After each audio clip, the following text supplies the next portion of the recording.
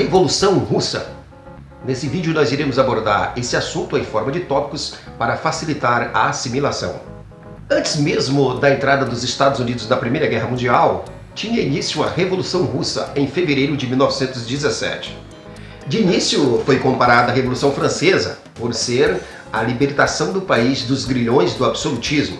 Mas logo se verificou que a Revolução Russa não tinha paralelo na história, uma vez que nesta não foi a burguesia que assumiu o poder como ocorreu na Revolução Francesa, e sim o proletariado. A Revolução Russa influenciou o mundo. Os antecedentes da Revolução Russa. No início do século XX, a Rússia tinha cerca de 150 milhões de habitantes e vivia um período conturbado com o absolutismo, o antigo regime, que impunha valores que se chocavam com o mundo capitalista em ascensão. A pirâmide social russa.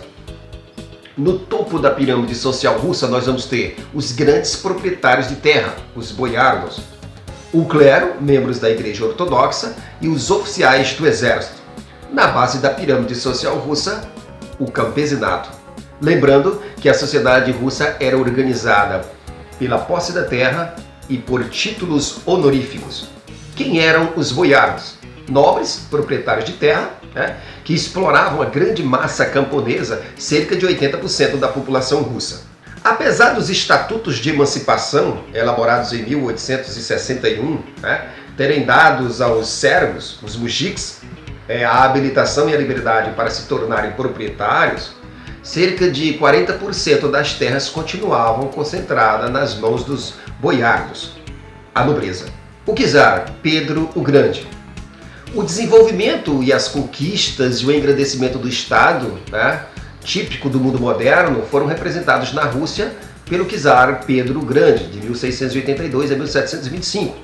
Ele adotou novas formas de administração, um novo modelo de educação, importou tecnologias ocidentais e transformou São Petersburgo na capital russa. Esse espírito desenvolvimentista só retornará à Rússia na segunda metade do século XIX. A dinastia Romanov, no poder desde 1613, governava de forma absolutista. O czar sempre se confundia com o Estado, agia para a grandeza do império e de seu próprio poder, deixava a burguesia atrelada à sua autocracia, e o Estado não atendia aos desejos de modernização e industrialização da burguesia russa. Mas, com os últimos czares do século XIX para o século XX, nós vamos ver uma mudança nessa dinâmica social e política da Rússia. O czar Alexandre II, de 1855 a 1881, aboliu a servidão, eliminou as dívidas dos mujiques, mas foi assassinado por revolucionários radicais nihilistas. Os nihilistas eram um grupo de opositores ferrenhos ao czar. Depois nós vamos ter o czar Alexandre III, de 1881 a 1894. Ele praticou uma repressão radical contra os anarquistas e os marxistas e fez isso por meio da Ucrânia, a polícia política. Encorajou investimentos estrangeiros, alemães, belgas, franceses e ingleses. E isso acabou por impulsionar um contraste na Rússia entre a estrutura oligárquica cesarista e os efeitos modernizantes. Nicolau II, 1894 a 1917, foi o último dos czares, continuou a industrialização fundamentada em capitais internacionais e viveu o desfecho da Revolução de 1917. O ensaio revolucionário de 1905, a Guerra Russo-Japonesa de 1904 a 1905, de caráter imperialista, pela disputa da Coreia e da Manchúria, terminou com a derrota do czar e de seu projeto expansionista. E essa situação encorajou a oposição. Em 22 de janeiro de 1905, se organizou uma manifestação pacífica em frente ao Palácio do Governo de Nicolau II, em São Petersburgo, que foi reprimida por este violentamente. Os manifestantes queriam apenas uma entrevista com o czar, e foram até lá em marcha pelas ruas da cidade cantando o hino de fidelidade ao czar, Deus salve o czar, mas acabaram sendo dizimados às centenas. Uma onda de protestos e intranquilidade se espalhou por todo o Império Russo, que resultou em greve geral e levantes militares, como o encouraçado Potemkin, por exemplo. O encouraçado Potemkin. O encouraçado Potemkin fazia parte da esquadra russa no Mar Negro e também se rebelou contra a autocracia do czar. Reivindicando reformas políticas, era uma advertência ao czar que até as forças armadas poderiam abandoná-lo. O Tratado de Portsmouth de 1905. Em meio a essa situação, o czar Nicolau II foi obrigado a assinar o Tratado de Portsmouth em 5 de setembro de 1905. O tratado põe fim à Guerra Russo-Japonesa e entrega ao Japão a parte setentrional da ilha de Sakhalina, a península de Liaotang e a Coreia. O Manifesto de Outubro. O czar lançou no mês seguinte, em virtude das pressões de todas as partes, em outubro de 1905, o Manifesto de Outubro, que promete ao povo a instauração de uma monarquia constitucional e parlamentar. Os soviets e a Duma. Iniciou-se, portanto, a formação dos soviets, que são os conselhos de trabalhadores em várias regiões da Rússia. Uma das promessas de Nicolau II era a formação da Duma, o parlamento russo, que se reúne em 1906. Entretanto, o czar enviou à Duma decretos que colocavam-na abaixo de seu poder. A Duma criticou a atitude do imperador e este dissolveu a Duma e convocou outra Duma de caráter censitário. Essa nova Duma foi organizada com deputados a partir da posse de propriedades e foi organizada pelo ministro Stolypin. O assassinato de Stolypin e a reação absolutista. Em 1911, o ministro Stolypin foi assassinado por opositores radicais. E a reação absolutista se impôs quando o czar reestabeleceu a monarquia cesarista, que vai passar agora a conviver com a Constituição, a Duma e os soviets. Os opositores do czarismo. Nós vamos ter os narodniks, que significa ida ao povo, os populistas. Nós vamos ter os nihilistas, partidários do anarquismo de Bakunin. Nós vamos ter os sociais-democratas, defensores dos princípios marxistas, que em 1903, em Londres, no segundo congresso do Partido Operário Social-Democrata, se dividem em duas facções. Nós vamos ter os mencheviques, minoritários, e os bolcheviques, majoritários. Os mencheviques, que vem de menche, que significa minoritários, eles eram minoria, eram marxistas ortodoxos, que defendiam o amadurecimento do capitalismo para só então almejar a implantação do socialismo. Defendiam a revolução burguesa contra o czarismo, e esta deveria ser liderada pela Duma, e seus líderes eram Georgy Plekhanov e o Yuri Martov. Os bolcheviques, de Bolsh, que significa majoritários, defendiam a Revolução Socialista, a instalação da ditadura do proletariado, com a aliança entre operários e camponeses, apoiavam-se nos soviets. A divisão dos sociais-democratas se intensificou a partir de 1914, mesmo assim eles continuaram a catalisar a crescente e generalizada insatisfação popular contra o cesarismo. A Primeira Guerra Mundial e o colapso do cesarismo. Os russos, como os demais países, esperavam que a guerra fosse rápida. A Rússia lutou contra a Alemanha e a Áustria-Hungria no fronte oriental, visava conquistar os estreitos de Bósforo e Dardanelo para alcançar o Mediterrâneo. Sem poderio militar e tecnológico, e muito menos econômico, sofreu inúmeras derrotas, e o czar foi responsabilizado. Os resultados da guerra para os russos do czar. As derrotas foram acompanhadas de deserções em massa de soldados russos. Os alemães conquistaram metade do território russo, mais de 1,5 milhões de soldados russos morreram nos campos de batalha, e isso vai favorecer a organização das oposições que se preparavam para a insurreição na Rússia.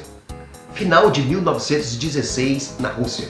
Nós vamos ter uma Rússia aniquilada militarmente, desorganizada economicamente, ocorria o desabastecimento de produtos básicos, distúrbios populares por todas as partes, estavam prontas as circunstâncias para a sublevação contra Nicolau II. A Revolução Menchevique de 1917. Em março de 1917, Nicolau II foi derrubado e instalou-se a República da Duma, sob a chefia de Alexandre Kerensky, líder menchevique. A partir de julho, o governo provisório instalou uma ditadura. Porém, a ditadura menchevique não se preocupou com a paz, nem com as reformas básicas que a sociedade russa tanto almejava. Os mencheviques e sua ligação com a burguesia. O governo provisório menchevique, por sua ligação com a burguesia e sua ligação com a base de apoio internacional, os aliados da Primeira Guerra Mundial, isso desgastou o governo provisório menchevique e fortaleceu a oposição bolchevique, que se baseava na extensa rede de soviéticos que se unia ao exército e à classe trabalhadora. Teses de abril. Liderados por Lenin e Trotsky, ganhavam popularidade as teses de abril: paz, terra e pão, que propunha também a saída da Rússia da Primeira Guerra, a divisão das grandes propriedades entre os camponeses e a regularização do abastecimento interno. Enquanto isso, Trotsky recrutava uma milícia revolucionária em Petrogrado, a chamada Guarda Vermelha, entre trabalhadores bolcheviques dos soviéticos. A Revolução Bolchevique de 7 de novembro de 1917. Em 7 de novembro, ou 25 de outubro do calendário juliano, os bolcheviques tomaram de assalto os departamentos do governo e o Palácio de Inverno, onde foi criado o Conselho de Comissários do Povo, o novo governo russo.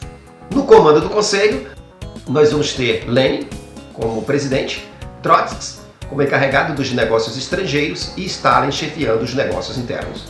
O primeiro documento oficial do governo bolchevique foi um apelo aos trabalhadores, soldados e camponeses, redigidos pelo próprio Lenin. É o primeiro documento oficial da Revolução Bolchevique, transferindo todos os poderes aos soviéticos. O governo de Lenin, de 1917 a 1924, nacionalizou indústrias e bancos estrangeiros, redistribuiu terras nos campos, firmou o armistício com a Alemanha em Brest-Litovsk e, ao sair da guerra, perdeu alguns territórios como a Letônia, a Estônia, a Finlândia, a Ucrânia e a Polônia. Russos brancos, a Guerra Civil de 1917 a 1921. As mudanças que removiam as estruturas tradicionais na Rússia ativaram a oposição dos russos brancos.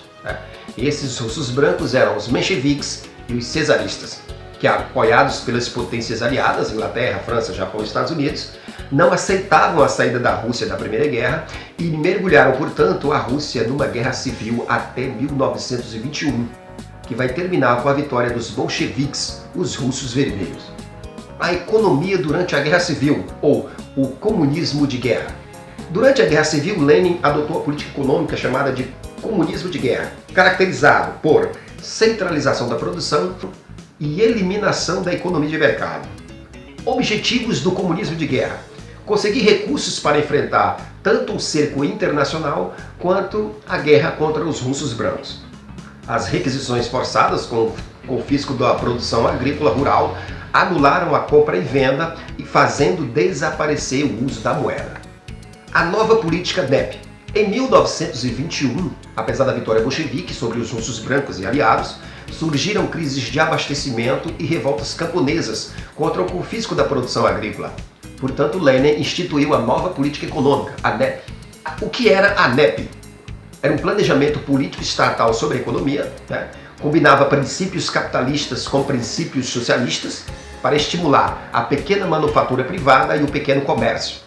A venda de produtos por camponeses no mercado era um meio de motivar tanto a produção quanto o abastecimento. A justificativa de Lenin para elementos capitalistas na NEP era de que era preciso dar um passo atrás para dar dois passos à frente. Ou seja, era preciso fortalecer a economia russa para só então aplicar o regime socialista. A NEP durou até 1928, recuperou parcialmente a economia soviética e reativou setores como a indústria, o comércio e a agricultura. A criação da URSS. Em 1919, foi elaborada uma Constituição que criava a República Soviética Socialista Russa. Em 1923, foi criada outra, a União das Repúblicas Socialistas Soviéticas, a URSS. Isso foi resultado de um acordo de união das diferentes regiões do antigo Império Russo, transformado agora em repúblicas federativas socialistas. A morte de Lenin em 1924. Com a morte de Lenin em 1924, o poder soviético foi disputado por Leon Trotsky, chefe do exército, e Joseph Stalin, secretário-geral do Partido Comunista.